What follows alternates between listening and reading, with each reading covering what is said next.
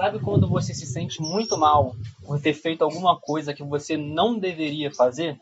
Sabe essa sensação de culpa? Isto não é arrependimento.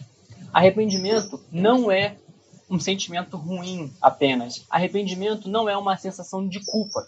Se nós formos levar em consideração apenas a sensação de culpa, nós estamos falando de um outro sentimento, que é o remorso. Remorso é uma palavra que vem do latim que significa remoer, tornar a morder.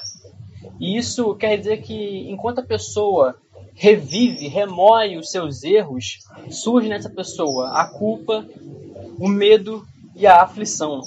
Mas muito diferente de remorso, a palavra arrependimento no sentido bíblico, segundo o dicionário Vine, o arrependimento no sentido bíblico quer dizer mudança. Mudança de pensamento, mudança de atitude, mudança de conduta. Ou seja, é uma mudança na forma de agir. Nós temos na Bíblia exemplos de pessoas que sentiram remorso e pessoas que se arrependeram. Uma das pessoas é Judas. Judas, ele traiu a Jesus e ele entendeu que o que ele fez foi muito errado e ele se sentiu muito culpado por isso. Só que ele se sentiu culpado de uma tal forma que ficou impossível ele conviver com a culpa e ele acabou se matando. Ele remoeu o problema, ele remoeu o erro que ele cometeu, até que ficou impossível conviver com a culpa e ele se matou. Mas diferente de Judas, nós temos o exemplo de Pedro, um exemplo de arrependimento.